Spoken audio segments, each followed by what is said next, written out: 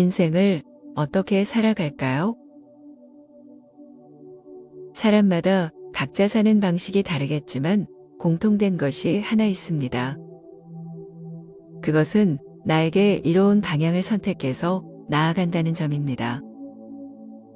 자신에게 불리한 것을 선택하는 사람은 당연히 없겠지요. 물론 어떤 사람은 평생 희생과 봉사로 살아가기도 하지만 이건 역시 내면의 평화를 위한 이로운 쪽의 선택입니다. 결론적으로 사람은 나 잘 되는 방향으로 인생을 살아가게 됩니다. 수행자들로 시각을 좁혀봅시다. 수행자들은 욕심이 누구보다 큽니다. 나가 잘 되기 위한 최고의 플랜을 지녔기 때문입니다. 그 플랜은 단 하나, 깨달음입니다. 깨달아야만 시공의 문제를 해결하고 마음의 평화를 누릴 수 있으니까요. 그래서 일생을 바쳐가며 수행에 매진하게 됩니다. 그런데 그 깨달음이란 것이 쉽게 올 리가 없겠지요. 그러다 보니 조바심이 나고 특히 다른 수행자들이 깨달았다는 소문이라도 듣게 되면 더욱 전전긍긍하게 됩니다. 그렇다고 양심을 속이고 깨닫지도 않았는데 깨달았다고 자처하기도 좀 그렇습니다. 물론 깨달은 척하는 건 어렵지 않습니다. 불경만 달달 외우면 되거든요. 불경에 없는 곤란한 질문들은 불린문자, 언어도단, 체험 수행 등을 언급하며 회피하면 그만입니다. 달관한 표정과 그럴듯한 언변을 흉내내는 것은 그렇게 어렵지 않은 일이고요.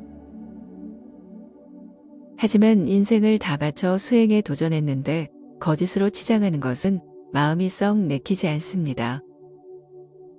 그래서 이러지도 저러지도 못하는 상황에 처해버립니다.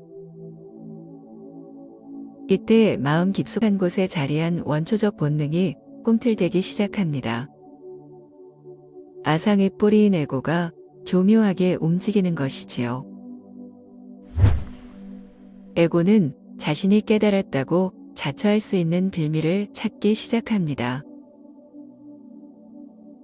그 빌미는 무념무상, 삼매, 선정, 알아차림, 참나, 본성, 견성, 불성, 해탈, 열반, 본호 같은 것들입니다. 수행 중에 무아지경이 되거나 돌연 마음이 밝아지거나 어떤 강렬한 카타르시스를 느끼면 이때다 싶어 그것을 깨달음으로 포장하는 것이지요. 깨닫고는 싶은데 양심상 멈칫거리고 있던 와중에 그런 신비한 체험을 하게 되면 옳거니 하면서 오도송을 읊게 되는 것입니다. 처음엔 이 정도 체험을 가지고 깨달았다고 해도 될까 하는 의심도 들지만 이내 깨닫고 싶은 마음에 의해 싹 감춰집니다. 그리고는 그 체험에 대한 믿음을 계속해서 주입합니다. 이건 확실한 깨달음이다. 이렇게 반복해서 자신을 세뇌하면서 깨달은 자로 둔갑하게 됩니다. 자, 이렇게 해서 탄생한 깨달은 사람은 과연 어떤 모습일까요? 인간 영혼의 레벨은 차원에 대한 저항값으로 판별합니다. 저항값이 높을수록 짐승에 가깝게 됩니다. 그런데 깨닫지 못한 사람이 깨달음의 탈을 쓰고 그렇게 생각하고 행동하면 저항값이 어떻게 될까요? 차원에 대한 저항값은 궁극에 이르고 따라서 짐승을 넘어 몬스터가 되고 맙니다. 그래서 견성했다는 사람, 참나를 찾았다는 사람, 뭔가를 깨달았다는 사람들은 가히 제정신이 못 되는 것입니다. 그런데 그런 깨달았다는 사람들 가운데 진짜로 깨달은 사람이 있을 수 있지 않을까요? 깨달으면 지극히 평범해집니다. 일반 사람들보다도 더 평범해서 그 깨달음이 웬만하면 밖으로 나오질 않습니다. 왜냐하면 그 사람에게 있어서 깨달음이란 것은 흔적조차 남지 않기 때문입니다. 깨달았다는 생각 자체가 존재하지 않게 되는 것이지요. 좀 더 풀어 말하면 깨달음 자체가 성립하지 않기에 깨달음이란 명제가 모조리 증발해 버리는 것입니다. 이런 이유로 깨달음의 명패를 가슴에 달고 사는 사람들, 이런 사람들이 바로 정상적이지 못한 몬스터인 것입니다. 주변을 둘러보십시오.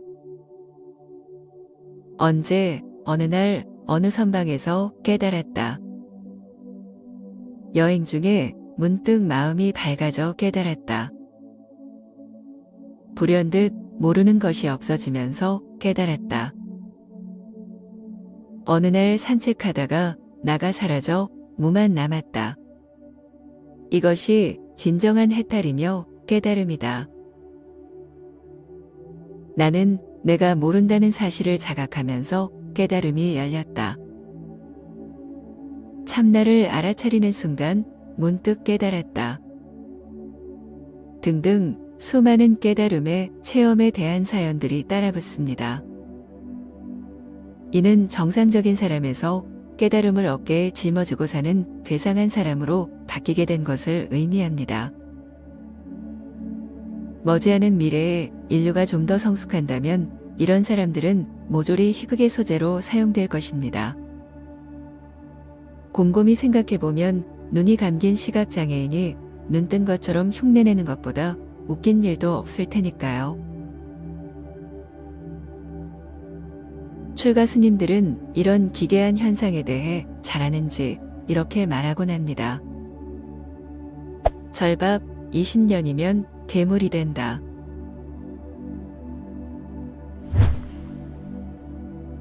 당신은 정령 깨닫고 싶으신가요? 아니면 진리가 알고 싶으신가요? 당신은 나가 잘 되고 싶으신가요? 아니면 진리에 대한 갈증을 풀고 싶으신가요? 나가 잘 되고 싶으면 그 귀결은 몬스터입니다. 왜 세존이 무아에서 수행에 첫 발을 떼게 했는지 그 이유를 곰곰이 생각해 봐야 하지 않을까요?